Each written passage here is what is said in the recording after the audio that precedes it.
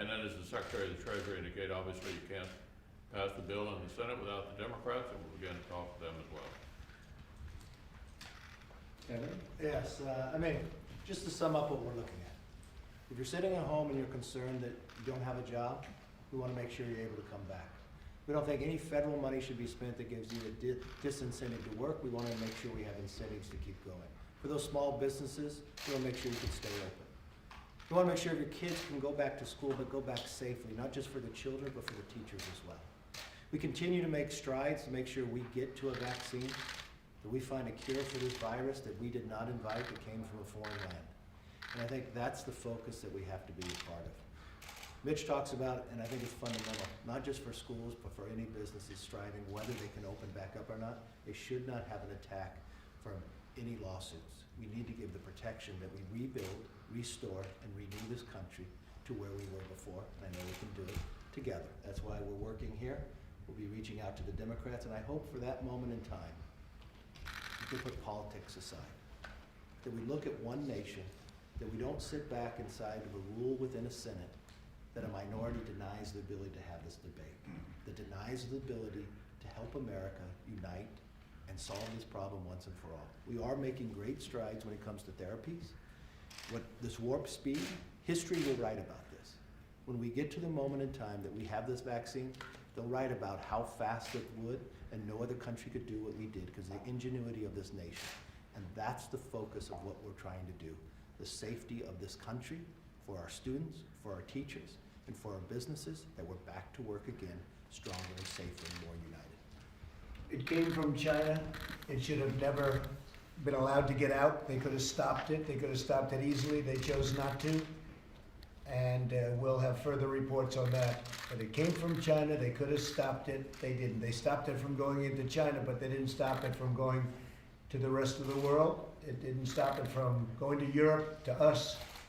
They should have stopped it. They could have stopped it. They weren't transparent at all. They were the opposite. It's not good. I spoke with the president of France this morning, and I spoke with the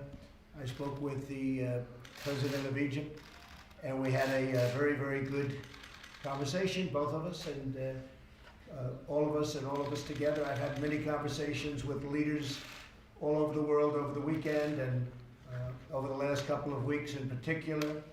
And this is a pandemic that is flaring up all over the place. Countries thought they were in good shape, and then all of a sudden they have a big flare-up. I see that over the weekend, I guess on Friday, there was a record worldwide number of deaths, worldwide. Because when you watch the news, the local news, and you see it, and it's like all about the United States. They never like to talk about what's going on in the world, but you look at Mexico, Brazil, many countries in Europe, all over. Russia. Russia's got a tremendous problem. It's what's going on is terrible. It's terrible. But this is a worldwide problem, and we're helping the world with ventilators. We're helping a lot of countries. They don't have ventilators, and we're sending thousands of ventilators to different countries. But I do want people to understand this is a worldwide problem caused by China, but it's a worldwide problem. Countries are going through hell, and it's going to, we're going to give you a lot of briefings in the next week and over the next few weeks as to, I think it's very important to do it, the vaccines and the therapeutics. I think I'm going to bring some of the great companies that are working and very successfully in the past have worked on these things, and they're going to tell you very specifically what they're doing and how they're doing. But we think we're doing very well in that regard. Those two items. I think, frankly, therapeutic, I like almost better at this point. You go in and you make people better. Now, we have had some very good luck with remdesivir, and it's been successful, and others have been successful. The plasma has been successful.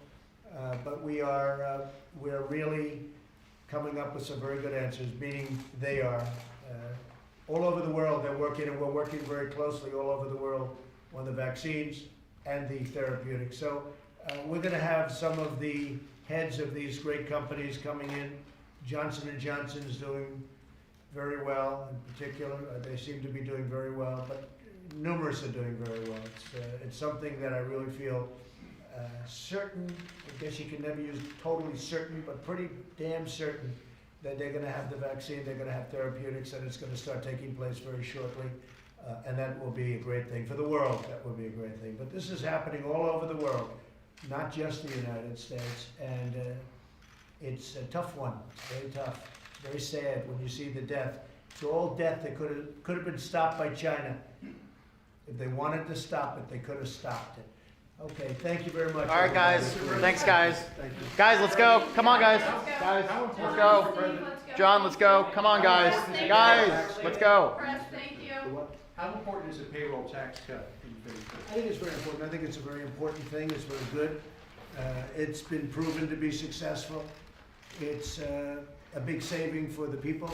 It's a tremendous saving, and I think it's an incentive for companies to hire their workers back and to keep their workers. So payroll tax cut to me is very important. We're working on it. And I don't think there's too much dispute as to the level of importance, John. It's a very important thing, okay? That's one of many elements we're discussing. We're discussing probably a total of 10 different elements, but payroll tax cut's a very important one. Are they signing? Oh, absolutely. No, I think hopefully we'll get there, but we're talking about a lot of things, not just the payroll tax cut. So they're bringing back the coronavirus briefings, is that, do I understand you correctly? Well, we had very successful briefings. I was doing them, and we had a lot of people watching, record numbers watching. In the history of cable television, there's never been anything like it. And we were doing very well. And I thought it would be sort of automatic, and a lot of positive things were happening. And frankly, a lot of the country is doing well. A lot of people don't say, as you understand. But we have had this big flare-up in Florida, Texas, a couple of other places. So I think what we're going to do is I'll get involved and we'll start doing briefings, whether it's this afternoon or tomorrow, probably tomorrow, and I'll do briefings. And part of the briefing, I think, much more so than last time, because last time we were nowhere with vaccines or therapeutics. And let's say that ended 6 weeks ago, we'll start them again. And I think it's a great way to get information out to the public as to where we are with the vaccines, with the therapeutics, and generally speaking, where we are. And so I think we'll start that probably starting tomorrow. I'll do it at 5 o'clock like we were doing. We had a good slot. And a lot of people were watching, and that's a good thing. I think that Kaylee will continue hers at 11 o'clock, just like they were. And I'll be discussing the, as I call it, the China virus, the China plague. I'll be discussing it. And I'll also be discussing perhaps some other things. But, you know, we're doing very well in so many different ways. But unfortunately, this is something that's very tough, but we're going to get it solved. And I think we're going to get it solved in numerous ways, but the two best would be vaccines and therapeutics. So we'll be having this. Mr. President, on Portland and other cities that are experiencing violence, there was a report out this morning that you're considering sending 175 federal troops to these cities to help local law enforcement. Can you fill us in on Well, it that? depends on what your definition of troops is. We're sending law enforcement. Portland was totally out of control. The Democrats, the liberal Democrats running the place, had no idea what they were doing. They were ripping down for 51 days, ripping down that city, destroying the city, looting it. The level of corruption and what was going on there is incredible. And then the governor comes, oh, we don't need any help. How about Chicago? I read the numbers were many people killed over the weekend. We're looking at Chicago too. We're looking at New York. Look at what's going on. All run by Democrats, all run by very liberal Democrats, all run really by radical left. But we can't let this happen to the cities. New York was up 348%, the crime rate. So the governor has to do something about it. And if the governor's not going to do something about it, we'll do something about it. But what's happening in New York, a place I love New York, and look at what's going on over there.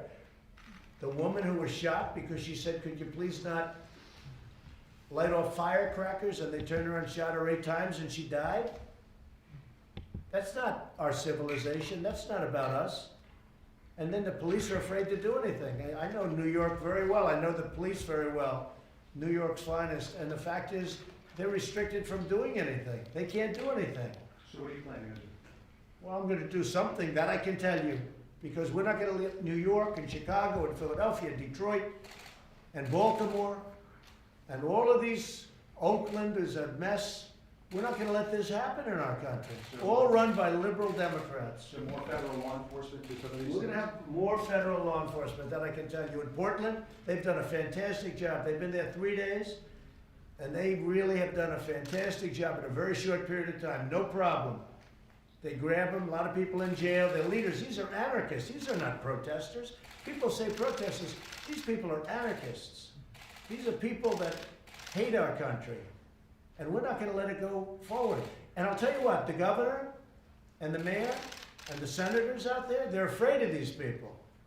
That's the reason they don't want us to help them. They're afraid. I really believe they're actually, maybe even physically afraid of these people. Because what they're doing is incredible.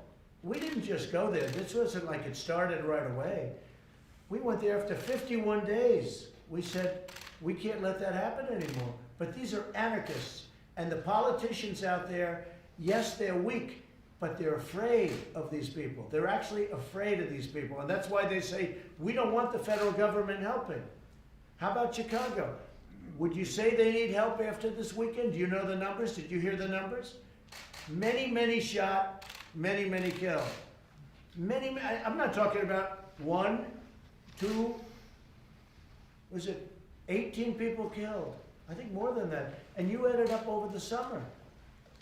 This is worse than Afghanistan, by far. This is worse than anything anyone's ever seen. All run by the same liberal Democrats. And you know what? If Biden got in, that would be true for the country. The whole country would go to hell. And we're not going to let it go to hell. Thank you very much. All right, guys, let's go, guys. Come on, guys. Hey, let's go. Hey, guys, let's go. Guys, come on, let's go. Steve, let's go. Steve, come on. Guys, let's go. Let's go, guys. Thank you,